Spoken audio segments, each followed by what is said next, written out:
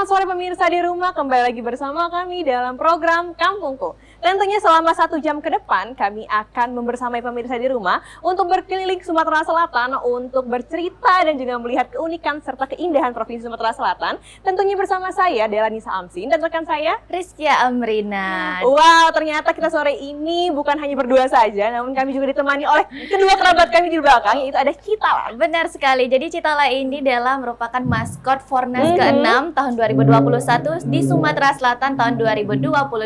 Karena Kota Palembang sedang menjadi tuan rumah penyelenggaraan akbar olahraga tentunya. Karena sudah lama sekali semenjak pandemi COVID-19 sudah tidak dilaksanakannya lagi event olahraga di Kota Palembang. Sangat menarik sekali. Nah, selain ada Fornas, dalam waktu dekat ini umat muslim khususnya akan merayakan hari besar yaitu Idul Adha, di mana di setiap daerah Sumatera Selatan ini mempunyai keunikannya masing-masing dalam menyambut Idul Adha ini. Salah satunya itu masyarakat di Kota Lubuk Linggau, di mana di sini ada gotong royong untuk meringankan pekerjaan-pekerjaan untuk memperingati Idul Adha. Benar sekali, karena sebentar lagi menyambut Hari Raya Idul Adha. Jadi masyarakat sudah sangat excited sekali, sudah bergotong royong membersihkan di sekitaran masjid karena di Hari Raya Idul Adha kita akan berkurban. Wow. Jadi langsung saja Dela kita lihat, ini dia liputannya untuk Anda dari Kota Lubuk Linggau.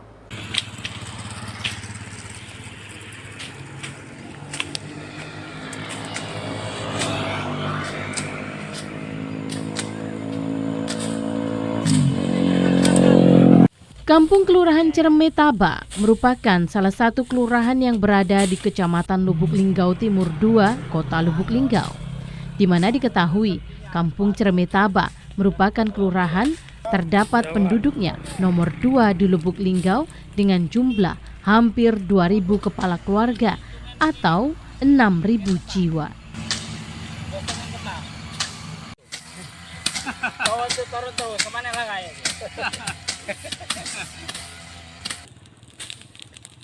Kali ini kita akan melihat salah satu aktivitas warga kampung RT 7 Kelurahan Ciremetaba yang masih menjaga tradisi nenek moyang, yakni kegiatan gotong royong. Kegiatan gotong royong ini dilakukan warga kampung Ciremetaba untuk menyambut Hari Raya Idul Adha atau Lebaran Haji.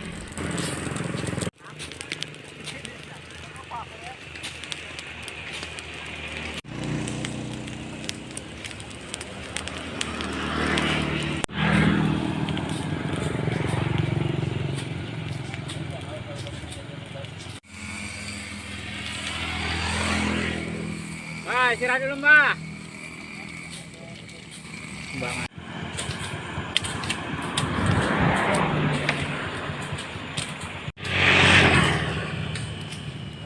Sejumlah warga, terutama warga RT 7, melakukan bersih-bersih halaman masjid yang ditumbuhi rumput untuk dipangkas dan nantinya akan digunakan sebagai tempat penyembelihan hewan kurban. Ketua Pengurus Masjid At-Tawwab Kelurahan Ciremetaba, Adnan Nurdin, mengatakan tradisi bersih-bersih ini sudah berlangsung secara turun-temurun setiap menyambut Idul Adha maupun bulan Ramadan. Tiap tahun menjelang Hari Raya Idul Adha dan Hari Raya Idul Fitri, kita gotong royong pembersihan masjid, di dalam masjid, pekarangan masjid dan pekarangan sekitar masjid. Kita bersih-bersih untuk lokasi pemotongan hewan kurban. Ya, diharapkan kita akan membiasakan masyarakat kita untuk berpartisipasi untuk kebersihan lingkungan, menjaga kesehatan, kenyamanan, dan keamanan lingkungan. Selain melestarikan tradisi gotong royong dengan membersihkan halaman sekitar masjid, gotong royong juga dapat mempererat tali silaturahim antar warga yang pasti menjaga tradisi yang ditinggalkan nenek moyang secara turun-temurun.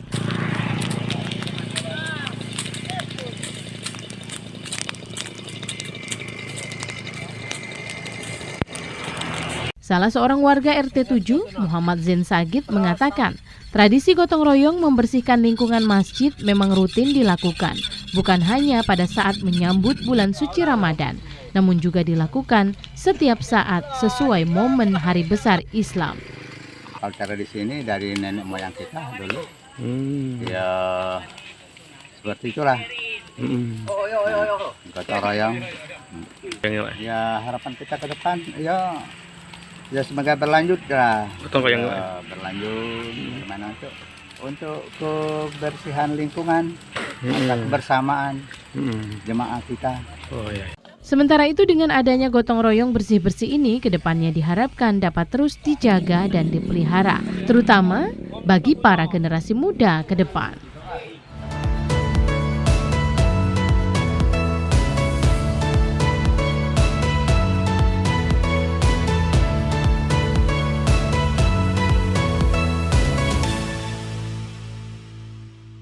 Wow, ternyata memang Kiki, di Kota Lubuk Linggau ini masyarakatnya masih sangat menjunjung tinggi rasa keluargaan. Dan juga ini terjadi di Kota Palembang, di mana masyarakat di Kota Palembang ini juga melakukan gotong royong dan juga bekerja sama untuk menyambut Hari Raya Idul Adha. Benar sekali, tepatnya di Kota Palembang, di kawasan 8 Ilir. Langsung saja adalah kita lihat liputannya untuk Anda.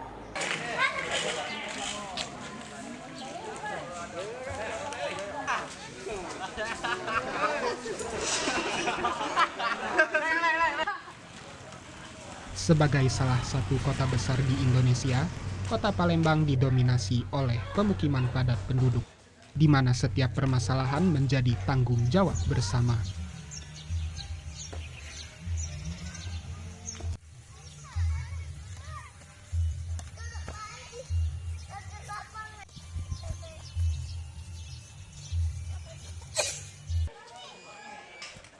Seperti di kawasan RW 7, Kelurahan 8 Ilir, warga sekitar aktif dalam menjaga lingkungan sekitar mereka dengan melakukan kegiatan gotong royong.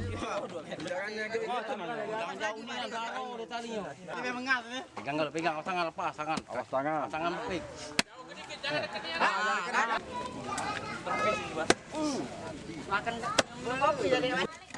Berbagai kegiatan dilakukan oleh warga, seperti membersihkan selokan. Sementara saat mendekati hari besar keagamaan seperti Hari Raya Idul Adha, warga RW 7 juga turut serta dalam membersihkan rumah ibadah, serta mempersiapkan tempat pemotongan hewan kurban.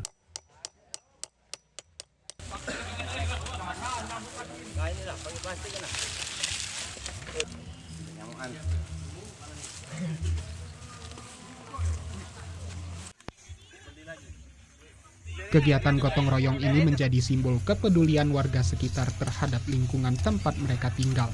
Mereka tampak bekerja dengan ikhlas dan solidaritas yang tinggi.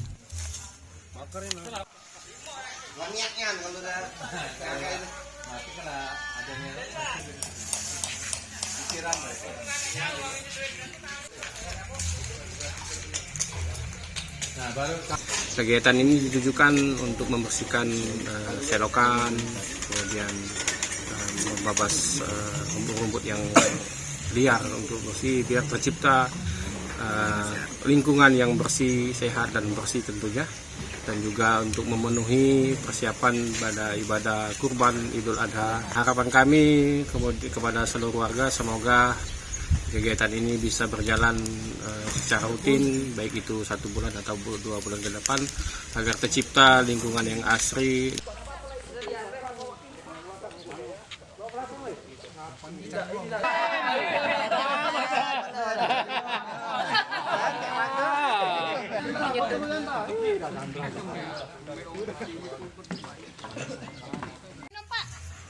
Warga sekitar juga menyambut baik kegiatan ini, karena selain menjaga lingkungan sekitar, kegiatan ini juga dapat mempererat tali silaturahmi antar warga.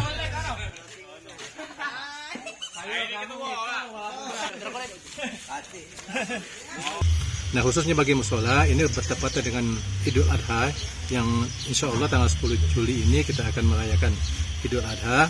Maka momen ini kita juga mengajak masyarakat untuk di samping ajang silaturahmi juga untuk membersihkan musola kita, supaya nanti musolanya tercipta yang suasana yang damai, yang aman, tentu yang menyejukkan dalam melaksanakan sholat. Tentunya ini akan berdampak juga kehusukan kita kepada Allah SWT dalam melakukan ibadah.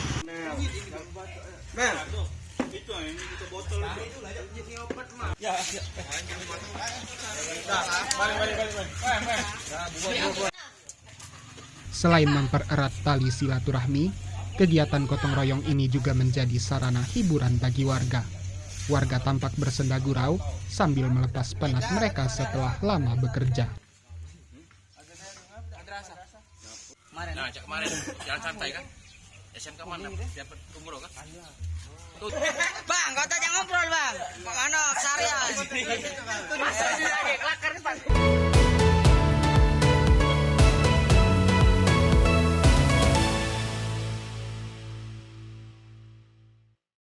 Nah, itu dia tadi Dela keseruan warga di Kota Palembang melaksanakan gotong royong karena sebentar lagi akan menyambut Hari Raya Idul Adha karena umat muslim akan melakukan kurban. Betul. Nah, Kiki, selanjutnya kita masih akan mengajak pemirsa di rumah untuk berkeliling Sumatera Selatan untuk melihat keindahan serta keunikan lainnya. Namun tetap bersama kami dalam program Kampungku.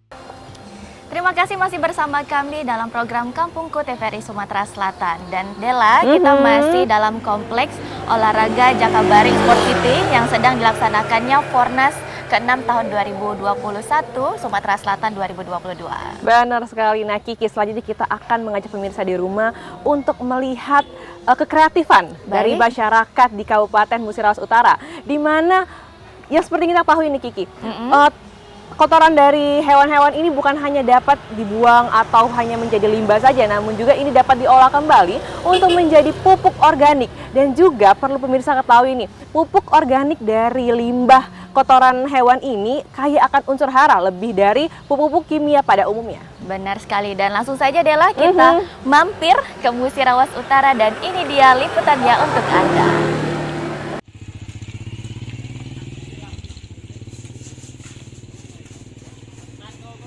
Desa Lubuk Kemang, Kecamatan Rawas Ulu, merupakan salah satu desa di Kabupaten Musirawas Utara yang mayoritas penduduknya berprofesi sebagai petani. Dalam itu kan mutar. Digoreng montu.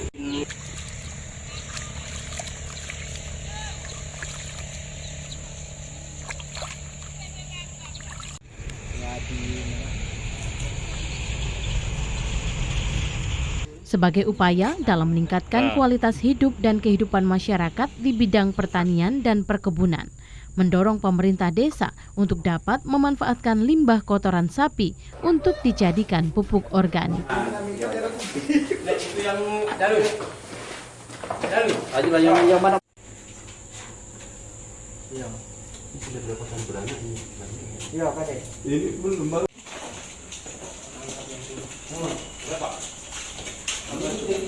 Banyak manfaat dari pupuk organik cair atau POC yang mereka kelola. Selain memiliki kandungan hara yang lengkap dibandingkan dengan pupuk kimia, juga dapat memperbaiki kondisi tanah, meningkatkan pertumbuhan, mencegah datangnya hama, serta menyehatkan lingkungan.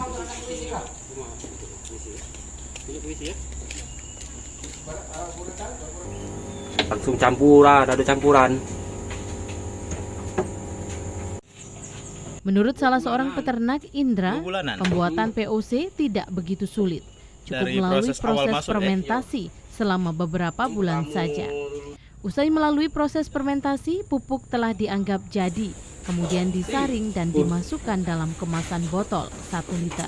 Dari awal ditampung sama ke sumur. Habis 1 bulan masuk ke tekmon. Langsung dikasih campuran, 1 pati kunyit, 2 pati serai, 3 pati tumbuh-lawak, sama gula merah.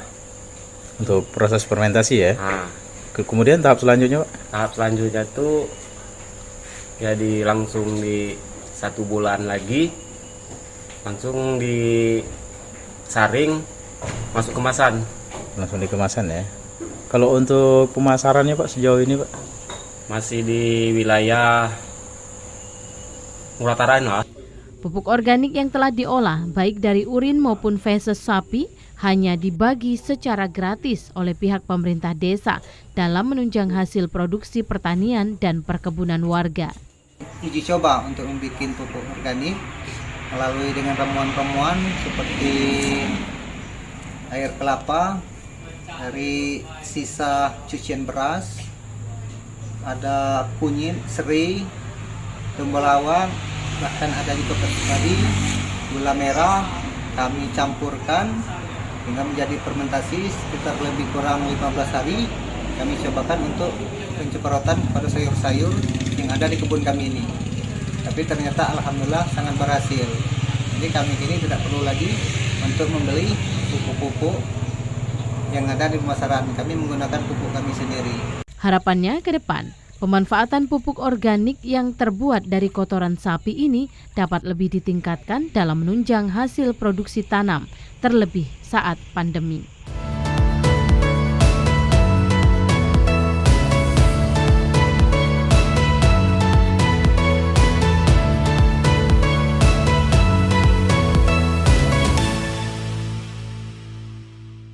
Wow, ternyata memang Kiki, pupuk organik dari limbah kotoran hewan ini juga dapat mampu menghindari tanaman-tanaman dari hama. Benar sekali, tentunya juga tidak menggunakan bahan kimia. Betul. Karena pure dari organik. Betul. Dan Dela, kita tadi sebelumnya dari Musirawas Utara, kini kita beralih ke Kota Pagaralam. Ini kampungnya Dela nih.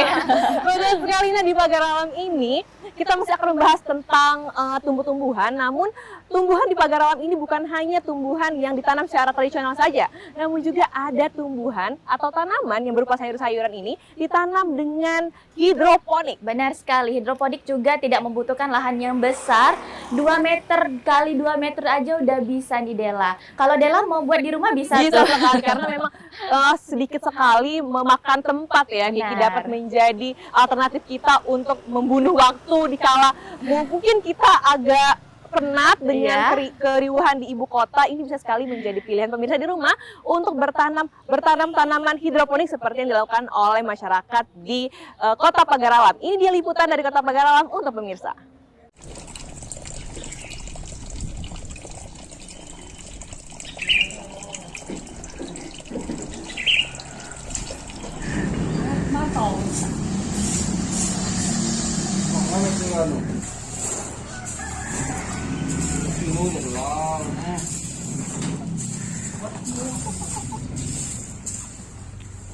Beginilah suasana di Dusun Pagardin, Kelurahan Pagarwangi, Kecamatan Dempo Utara, Kota Pagaralam. Masyarakatnya yang mayoritas petani memanfaatkan alam untuk bercocok tanam, karena berada di kaki Gunung Dempo dan mempunyai suhu yang cukup sejuk.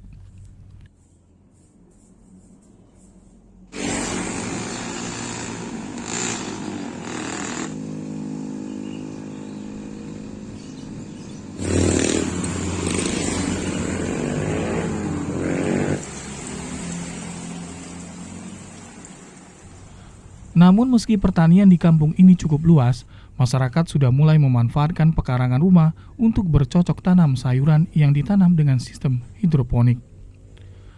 Pemuda yang menjadi motor penggeraknya bernama Zulkarnain, yang membudidayakan sayuran di pekarangan rumah. Saat ini dia menanam sayuran selada untuk campuran makanan. Lahan yang diperlukan terbilang cukup sempit, dengan ukuran 2 x 2 meter saja. Sebenarnya bisa menanam sayuran hidroponik karena media tanamnya berupa spons yang dimasukkan ke pipa yang telah dibuat agar air bisa mengalir.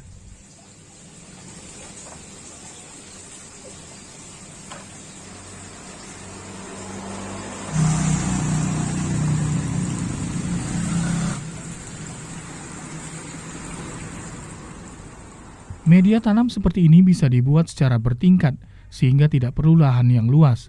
Nutrisi yang diberikan sayuran yakni nutrisi cair agar mudah diserap tanaman. Bercocok tanam hidroponik menjadi sangat berpotensi dilakukan oleh semua masyarakat karena rata-rata halaman rumah warga dipagar dan cukup luas. Selain itu, sayuran yang biasanya dipanen 3 bulan bisa dipanen lebih cepat.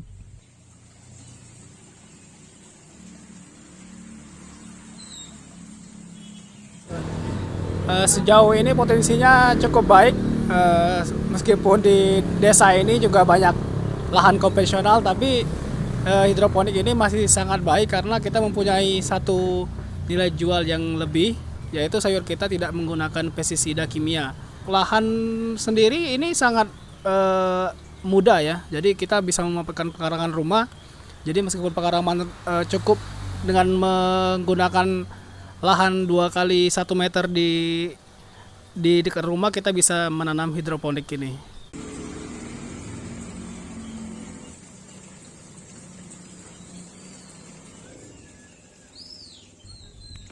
Keuntungan menanam sayur dengan teknik hidroponik selain panen lebih cepat, juga sayuran lebih sehat karena tanpa pupuk kimia dan pestisida.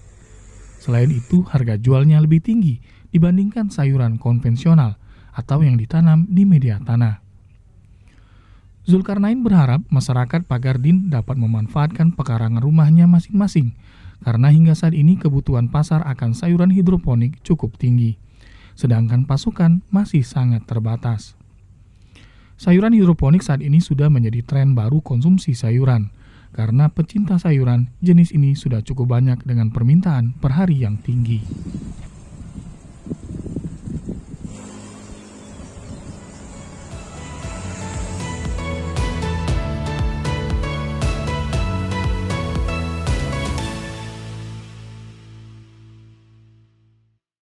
Nah itu dia Dela, ternyata kalau mau buat tanaman hidroponik nggak harus punya lahan yang besar, berhektar-hektar nggak harus. Ternyata di halaman rumah aja udah bisa buat tanaman hidroponik. Betul. Nah Kiki, selanjutnya kita masih akan mengajak pemirsa di rumah untuk berkeliling Provinsi Sumatera Selatan. Tentunya tetap bersama kami dalam program Kampungku.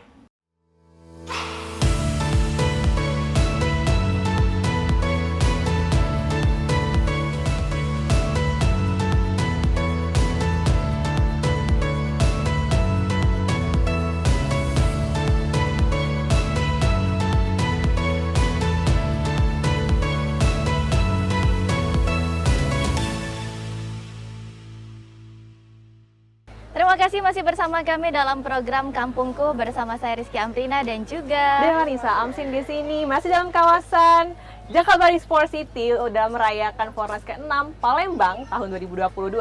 Dan juga Dela, saat ini tepat di belakang kita sebentar lagi lebih tepatnya akan dilaksanakannya pertandingan sepak bola, kalau bahasa Inggrisnya itu street football. Street football. Dan juga Dela, kita lanjut lagi berkeliling tentunya ke kampung-kampung yang ada di Sumatera Selatan. Dela, ada yang tahu makanan yang dimasak 2 hari 2 malam? Wow. Tahu aku sih sampai 8 jam. Ternyata masih ada yang lebih lama lagi. Ada yang lebih lama lagi. Jadi makanan ini berasal dari Kabupaten Muara Enim, bisa disebut biasanya disebut rimpi. Wah, penasaran banget nih, kira-kira gimana sih, apa sih rimpi itu? Ini liputan tentang rimpi untuk pemirsa di rumah.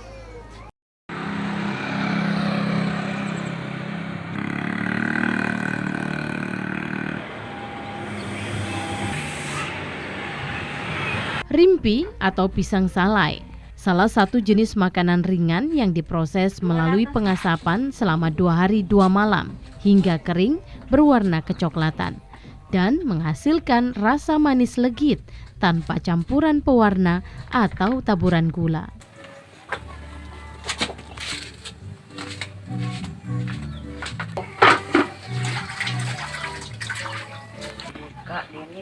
Sumnaci, salah seorang warga yang tinggal di Kampung 5, Desa Ujan Mas Baru, Kecamatan Ujan Mas, Muara Enim. Dibantu anak dan cucunya, ia terus mempertahankan usaha panganan khas daerah yang telah dirintisnya bersama almarhum suaminya beberapa tahun yang lalu. Meskipun berbagai makanan dan oleh-oleh saat ini telah banyak pilihannya. Jelas, 18-an, 2017 dari itu. 18 kayaknya.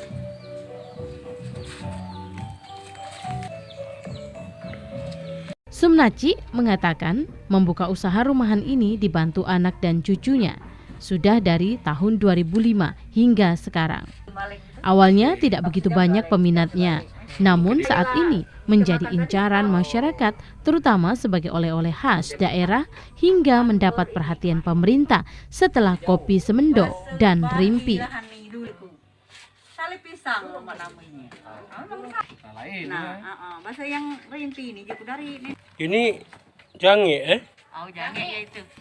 Dikatakan Sumnaci, selain mempertahankan makanan khas daerah Ujan Mas, juga bahan baku mudah didapat dan cukup banyak di wilayah sekitar. Bahkan hampir setiap hari warga mengantarkan langsung bahan baku tersebut ke rumahnya. Pesan jam itu ngisi itu toples. Ada nak yang jauh-jauh mata oleh-oleh gitu. Selain itu, biaya atau prosesnya tidak begitu sulit. Hanya pisang saja, tanpa pewarna atau campuran lain seperti gula. Dan hanya kayu bakar, itu pun seadanya. Yang terpenting, sistem pengasapannya tetap terjaga.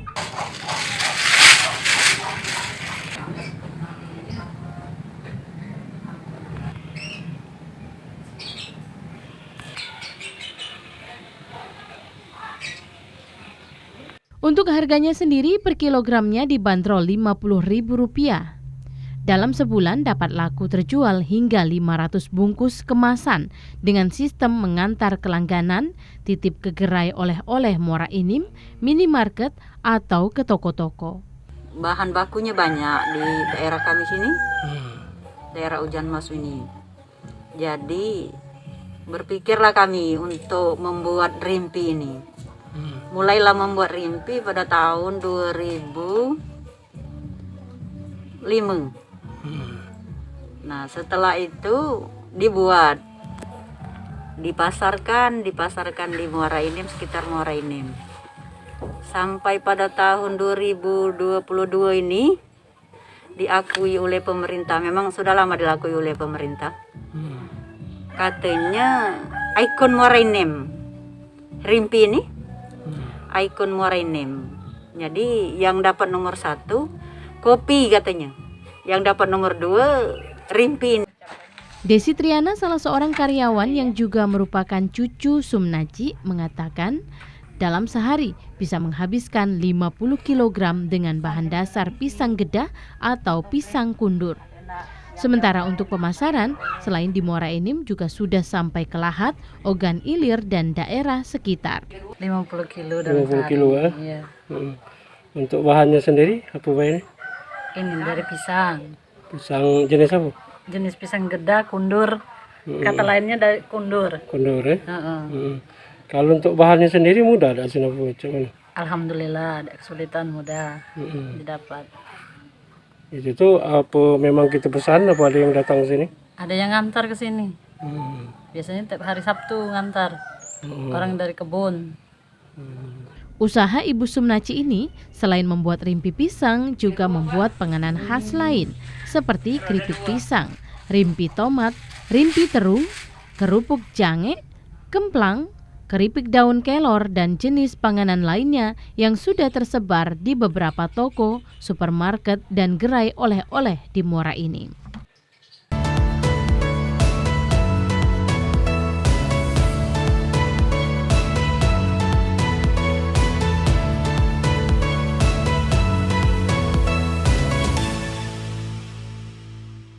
Wah, ternyata rimpi ini salah satu makanan dari pisang yang bisa kita sebut sebagai selai pisang. Iya, makanya proses masaknya lumayan lama, 2 hari 2 malam diasepin karena ternyata ya. Dan adalah kita lanjut lagi berkeliling tentunya dari Kabupaten Muara Enim kita ke Kota Prabu Muli. Tentunya adalah banyak sekali berbagai upaya dilakukan untuk penanaman yang lebih modern dan juga lebih penghematan. Salah satunya bioflok. Wow, bioflok ini ternyata salah satu upaya pemerintah setempat untuk membudidayakan ikan, bukan hanya ikan lele, namun juga masih banyak jenis-jenis ikan lainnya. Nah, untuk pemirsa di rumah yang ingin tahu apa sih bioflok ini liputan tentang bioflok dari Prabu Muli untuk pemirsa. Membudidayakan ikan bukanlah hal yang baru bagi masyarakat di Sumatera Selatan, tak terkecuali di Prabu Muli. Selama ini, warga yang menekuni ternak ikan masih dengan sentuhan kebiasaan lama yang mengandalkan pengalaman secara turun-temurun, atau digarap secara tradisional yang mengandalkan kolam-kolam hasil galian tanah. Hal ini pun dilakukan kebanyakan warga di Prabu Muli, Sumatera Selatan.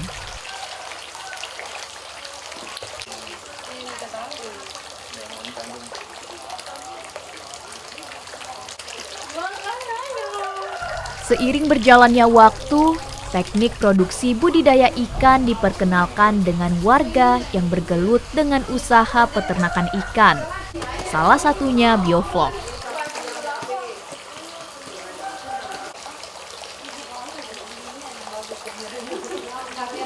Bagi warga yang menekuni usaha peternakan ikan, baik itu lele, nila, ataupun ikan patin, budidaya ikan dengan menggunakan teknologi bioflok dapat dicoba. Alasannya dari peternak ikan yang kami sambangi, seperti di Desa Sinar Rambang, Kecamatan Rambang Kapak Tengah, Kota Prabu Muli. Hasil budidaya ikan dengan memanfaatkan teknologi bioflok, hasil panen yang didapat lebih banyak dan tentu lebih menguntungkan. Keuntungan dari sistem bioflok dibandingkan dengan kolam konvensional, yaitu dari yang pertama tebar benih itu bisa padat dibandingkan konvensional, di mana satu kolam ini yang tadinya bisa diisi 1000 ekor jadi bisa 3000 ekor. Dan yang kedua dari pakan juga bisa lebih sedikit daripada yang konvensional karena dia menggunakan probiotik, penambahan probiotik. Yang ketiga dari segi kualitas air. Kualitas air di sistem bioflok ini lebih bisa terjaga kualitasnya karena tadi ada penambahan probiotik sehingga bisa mengendalikan zat amonia yang ada di kolam. Teknik bioflok saat ini populer di kalangan peternak ikan lele dan nila karena mampu menggenjot produktivitas panen yang lebih banyak.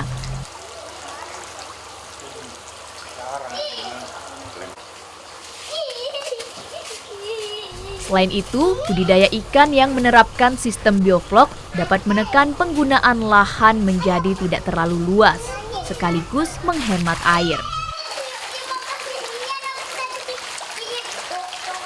Teknologi bioflok digaungkan dapat menjadi solusi yang efektif untuk memenuhi kebutuhan akan ikan yang ujung-ujungnya gizi masyarakat dapat terpenuhi, serta menjadi cara ekonomis bagi pebisnis bidang perikanan.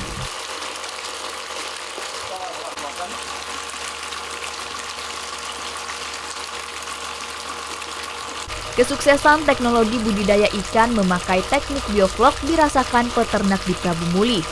Bahkan Pemkot Prabu Muli mencanangkan 1 desa 1 bioflok, mendapat dukungan dari kepala-kepala desa.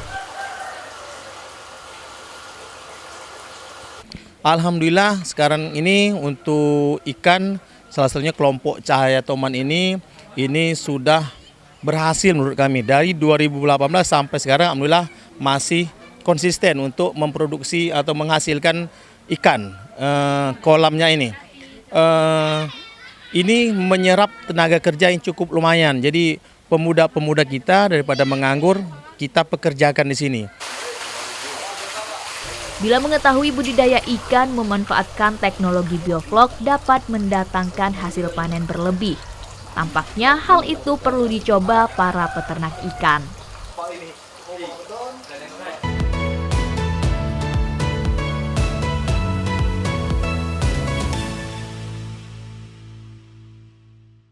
Baik Dela, ternyata berbagai jenis ikan bisa dibudidayakan melalui bioflok. Wow. Dan Dela, kita akan berkeliling lagi tentunya untuk pemirsa TVRI Sumatera Selatan. Tetaplah bersama kami dalam program Kampungku.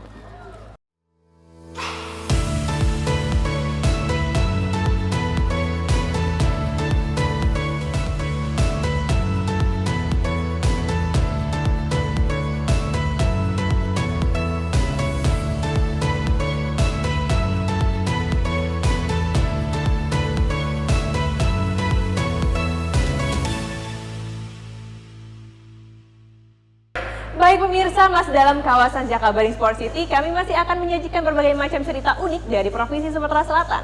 Selanjutnya kami akan mengajak pemirsa untuk melihat keunikan dari masyarakat di kawasan Ogan Ilir. Nah, Kiki kan suka sekali kan yang namanya masak. Betul, sebagai wanita harus pintar masak, Dela. Betul. Nah, Kiki, tepat sekali. Ini ada di masyarakat kawasan Ogan Ilir ini menjadikan cara memasak tradisional menggunakan kayu bakar ini masih digunakan hingga saat ini. Betul sekali, dan juga tidak menggunakan kompor gas, jadi penghematan juga ya. Dan langsung saja untuk pemirsa, ini dia liputannya untuk Anda.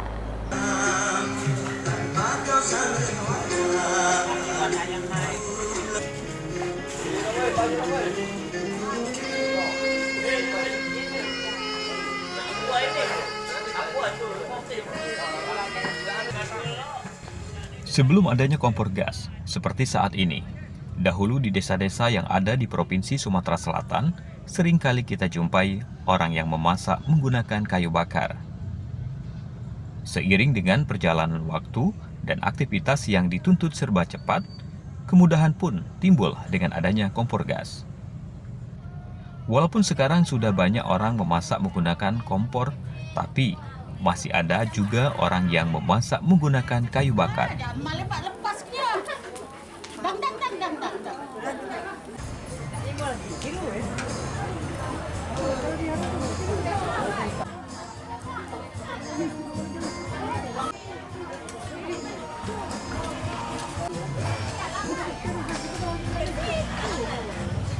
Seperti di masyarakat pedesaan yang ada di Kabupaten Ogan Ilir, mereka memilih memasak menggunakan kayu bakar karena menurut mereka hasil masakannya lebih terasa enak.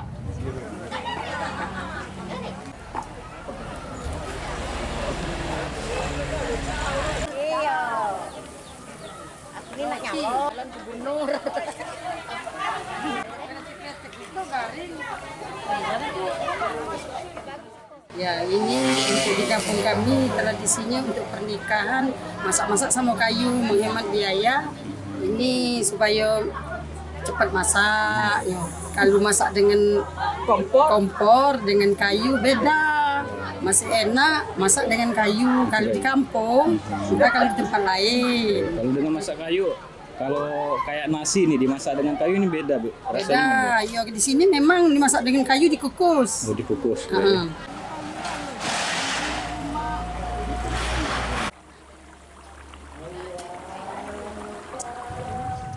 Memasak dengan menggunakan kayu bakar, ini sering dilakukan pada saat memasak untuk menu yang disajikan pada acara hajatan seperti pernikahan.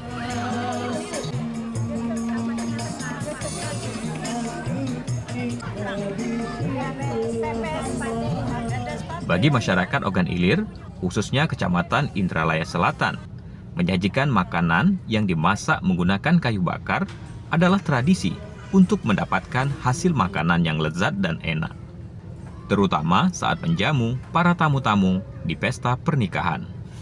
Selain itu, di daerah pedesaan masih banyak dan mudah untuk mendapatkan ranting kayu atau kayu bakar yang dikumpulkan dari hutan dan kebun. Ngapa pakai kayu bakar ini, Pak? Ya, selain dari mudah didapat, ya rasa masakannya juga kayaknya beda. Lebih enak gitu? Lebih enak. Ya. Kalau untuk kayu bakar biasanya diambil dari mana nih, Pak? Dari kebun karet. Oh, dari kebun karet, Pak ya.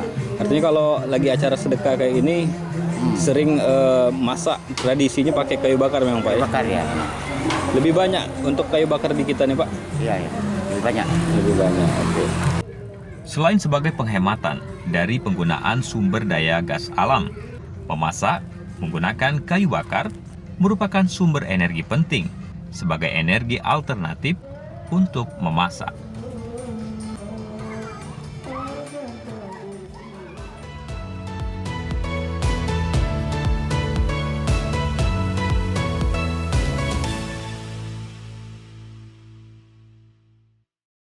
Nah, Kiki, Iya. ternyata masak menggunakan kayu bakar ini bukan hanya menghemat energi saja, namun juga ini menambah khas cita rasa dari masyarakat yang dimasak oleh masyarakat setempat. Betul sekali, kalau dimasak pakai kayu bakar tuh rasanya agak beda ya, agak enak. Apalagi kalau di Ogan Ilir itu, hajatan itu sudah biasa sekali masak menggunakan kayu bakar. Betul. Setelah dari Ogan Ilir, kita kembali lagi ke Kota Palembang, tepatnya di Kecamatan Ilir Barat 2 Palembang. Jadi Dela, di Kecamatan Ilir Barat 2 ini ada kampung tertib lalu lintas. Wow, Berarti patuh hukum sekali ya. Iya, berarti bukan di jalanan saja harus tertib lalu lintas, tapi juga sebagai upaya mengingatkan masyarakat agar tertib berlalu lintas. Langsung Menarik saja sekali. kita lihat liputannya untuk pemirsa kampungku, ini dia.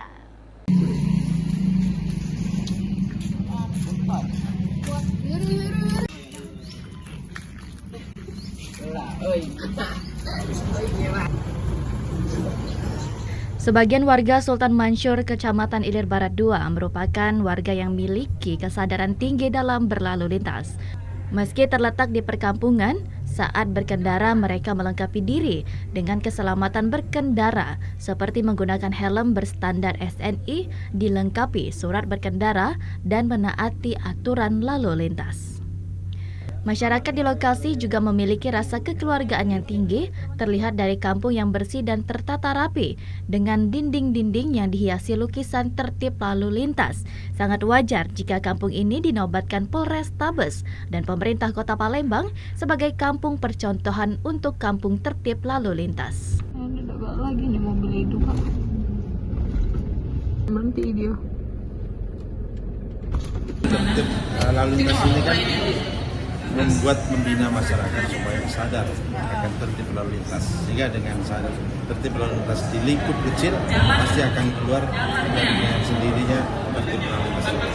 Berapa besar sih tingkat kecelakaan atau Kalau lihat dari pelanggaran yang dilakukan oleh masyarakat di Kota Palembang, lihat dari hasil tindakan netle itu besar sekali, sudah 2000-an. 2000-an per tahun atau per bulan? Kemudian yang kedua, tingkat kecelakaan lalu lintas juga cukup tinggi. Sebulan rata-rata sekitar 7 kecelakaan.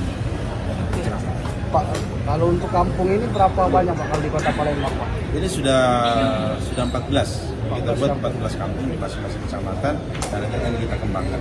Terus isi dari kampung itu apa saja, Pak? Terkait dengan seluruh pendidikan lalu lintas.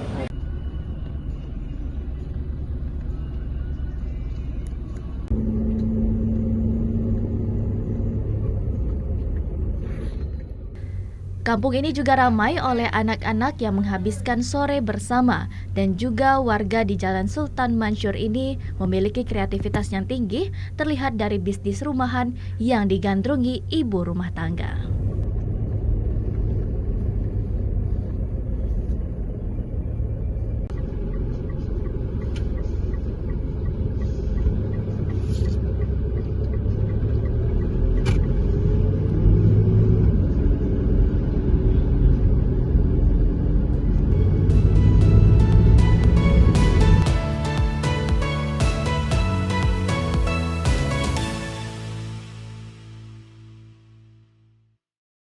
Wow, ternyata memang masyarakat di Kota Palembang ini sangat tertib dalam melakukan untuk melaksanakan hukum. Salah satunya itu tertib lalu lintas. Benar sekali. Nah, Kiki, ternyata liputan dari Kota Palembang tadi adalah liputan terakhir yang akan menutup perjumpaan kita pada hari ini. Namun pemirsa di rumah tidak usah khawatir, jika ingin kawasan atau kampungnya diekspos bisa langsung saja hubungi ke nomor yang tertera di bawah ini. Dan juga adalah karena Kota Palembang sedang menjadi tuan rumah Fornas ke-6 tahun 2021 Sumatera Selatan 2022 untuk penggiat olahraga tetap semangat dan juga junjung sportivitas dalam berolahraga. Saya Rizkia Amrinda, pamit undur diri. Saya Anissa Amsin dan seluruh kru yang bertugas hari ini mohon pamit undur diri. Sampai bertemu di program Kampungku minggu depan. Bye-bye.